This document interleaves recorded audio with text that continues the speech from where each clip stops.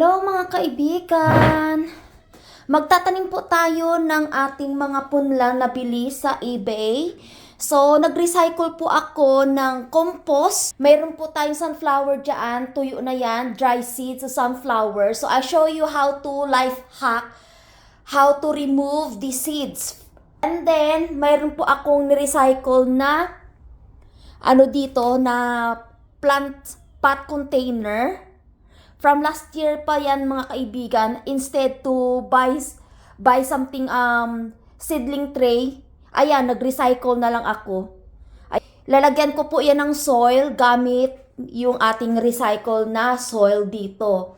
So, i-update ko guys, naglinis na po ako dito nung nakaraang linggo pa. Hindi ko lang na-videohan. So, bibili na lang ako ng another more compost. Ipa-deliver ko na lang dito mga kaibigan. So, umpisahan na natin yung ating life hack. How to remove the sunflower seeds. Kasi gusto ko pong gagawin iyan. Itatanim ko po mga kaibigan doon sa front gate ni Alaga. Ipukpok lang natin guys, ganito lang oh. Ayan oh.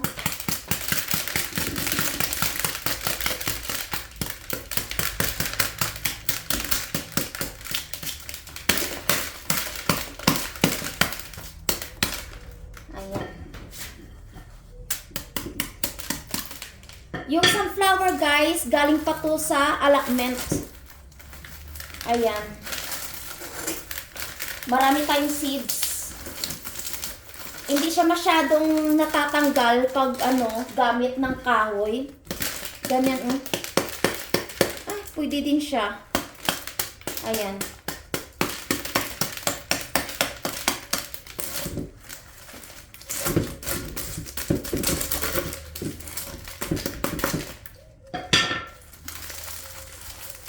Tingnan nyo guys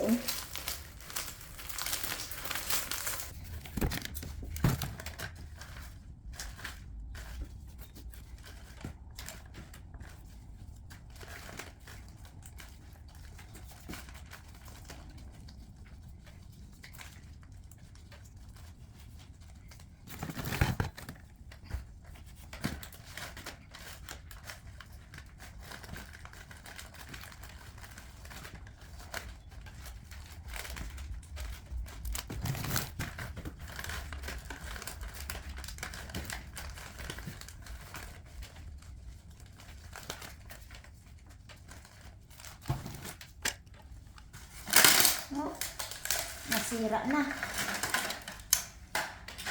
Marupok.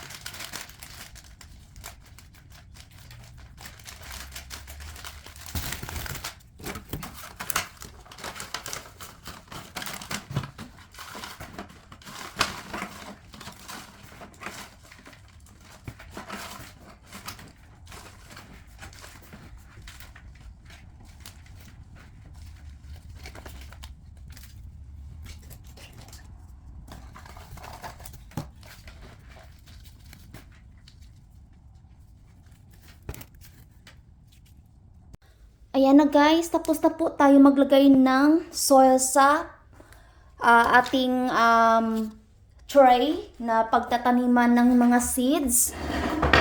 So ayan, may mga tayo dito. Ibang mga punla na binili ko po sa eBay. So ayan guys, magtatanim po tayo ng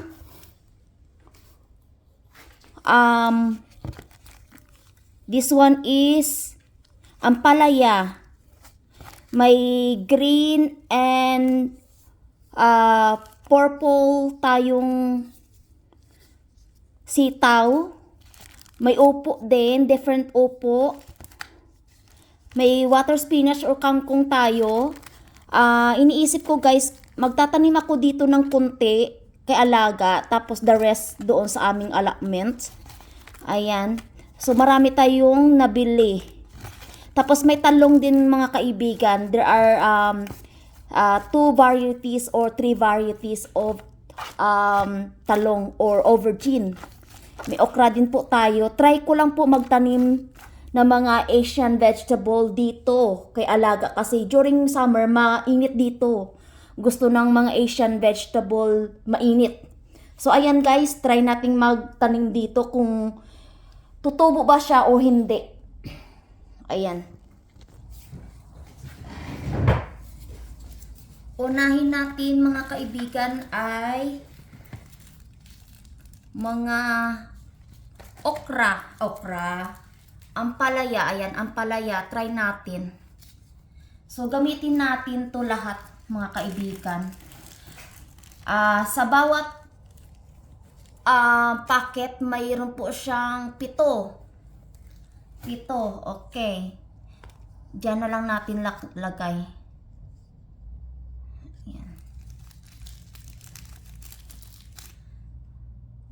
Tingnan natin kung tutubo to mga kaibigan.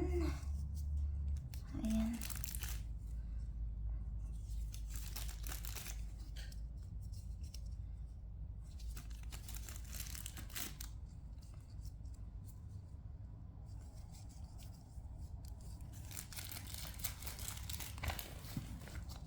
So dagdagan ko pa yung isang tray. Ayan. Sa bawat box, lagay natin ng 2, tigda 2 seeds. Oops. Ayan.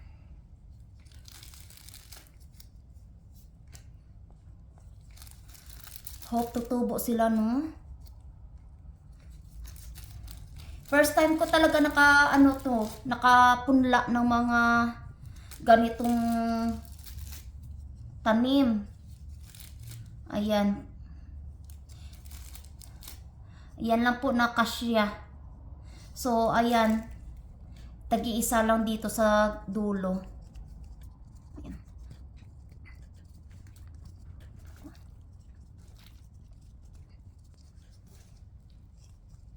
Ayan, ang palaya po to.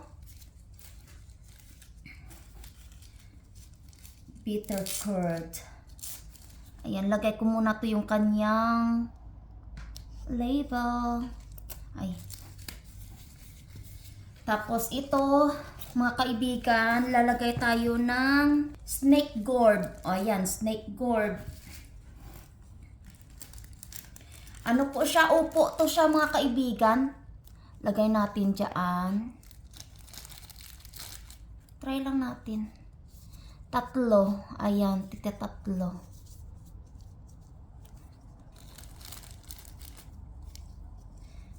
Ang mahal pa naman ng punla mga kaibigan.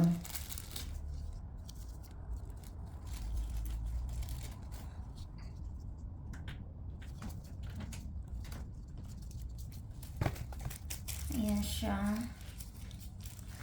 Lagay muna natin to yung kanyang label. Tapos magtatanim po tayo ng okra. Ayan po guys, okra. So, dito ko na lang ilalagay yung okra mga kaibigan dito sa tray. Ilang piraso lang to eh.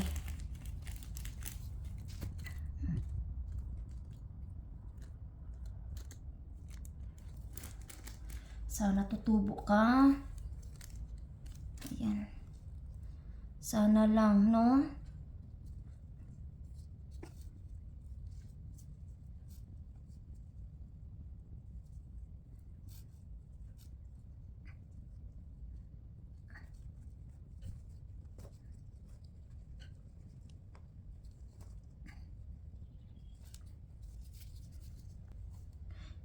Three seeds bawat box.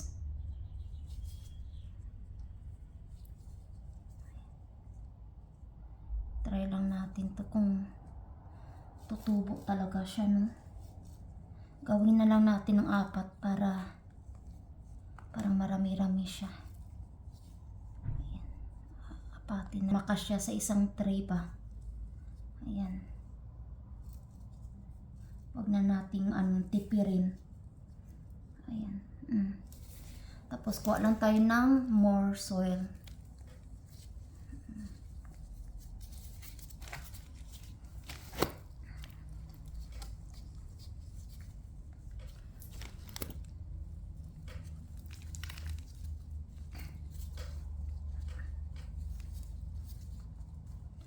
Ayan po. Yan ang okra natin. Lagay ko lang po yung kanyang papel dyan. Snake gourd. Okay. Ano to? Bitter gourd. Ayan. Ay, magtanim tayo ng long beans. Ano to? Sponge food. Aubergine. Ayan po. Yung ating 3 punla na aubergine. Iba-ibang po, ano to guys, iba-ibang seeds to. Dito ko na lang ilagay sa tray na to.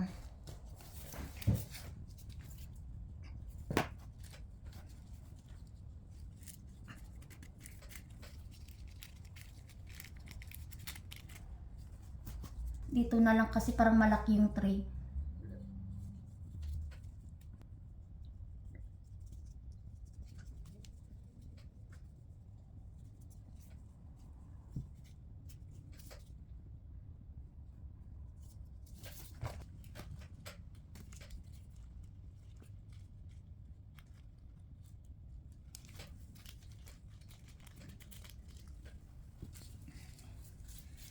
Okay, long aubergine yan.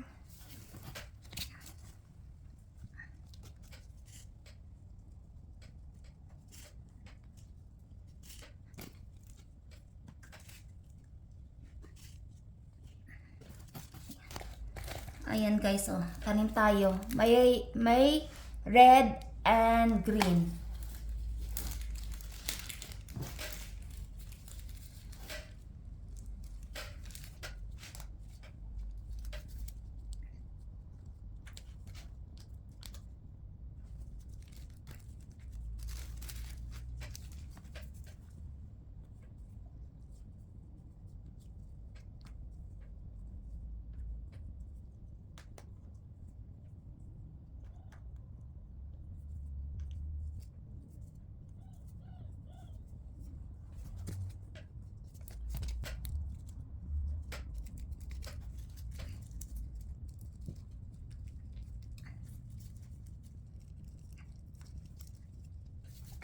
Green beans.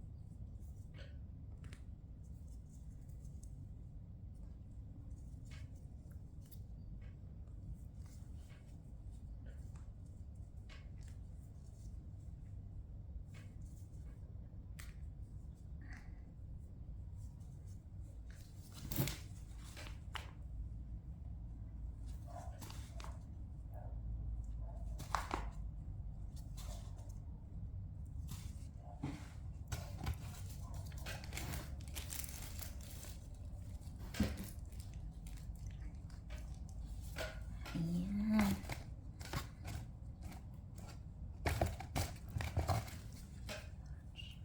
Tapos may large aubergine pa tayo guys.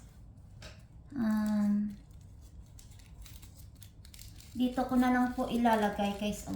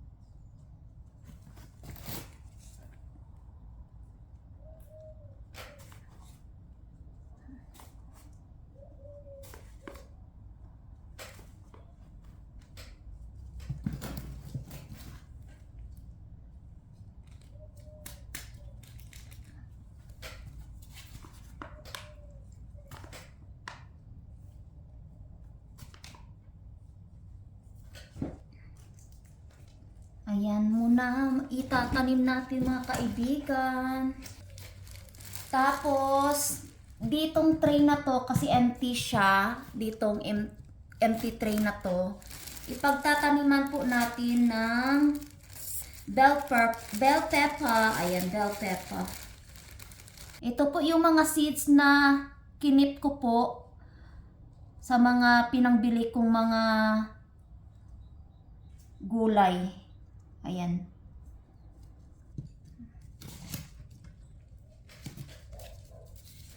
Tapos,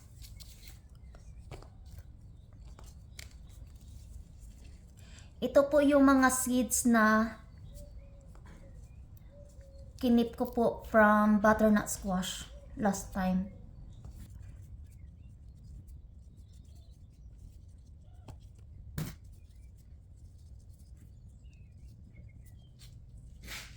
Ayan, naka-apat tayo dyan.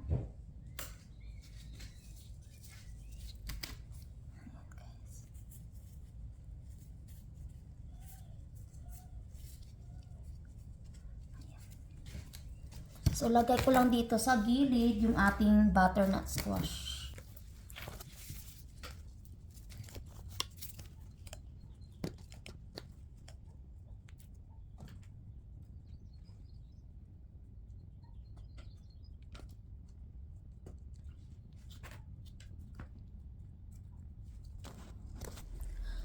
Ito na po yung ating mga punla, guys. Dandahan lang po nating diligan.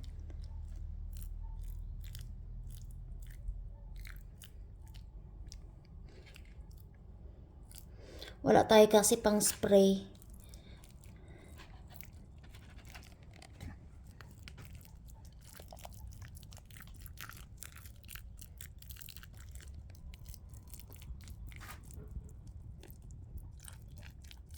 So, today is March 17th. Yung tinanim natin, pinunla natin. So, titingnan natin in 5 days time or week time yung ating mga punla. Kasi late na po kasi atong nag-umpisa nagtanim kasi in order ko pa sa eBay. Yung mga punla, especially malamig din yung weather kaya late na magtatanim. But better than late than sorry, diba? Ayan, ating mga tanim na sunflower. Diligan din natin.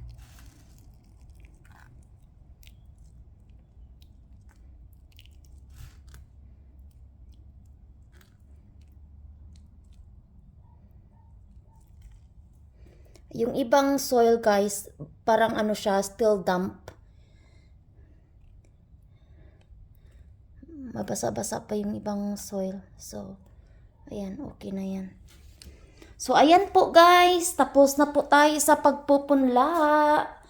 Abangan natin to. Kung yung mga gulay nating nabili sa eBay ay tutubo dito sa conservatory area at saka doon sa allotment. So, ayan lang po guys, may share ko. Kung bago lang po kayo sa aking channel, nakadaan, huwag kalimutan po mag-subscribe, mag-iwan ng like, comment, and mag-share na din po sa ating video kung nagustuhan niyo po yung aking content. And then, huwag kalimutan din po mag-hit ng notification bell on para ma-notify po kayo sa aking mga bagong upload na videos dito sa aking channel page. Yan. Thank you for watching and big shout out po sa inyong lahat. Ingat po kayo lagi. Dito ko na po i-end ang aking video. Thank you for watching and God bless everyone and keep safe always. Bye for now.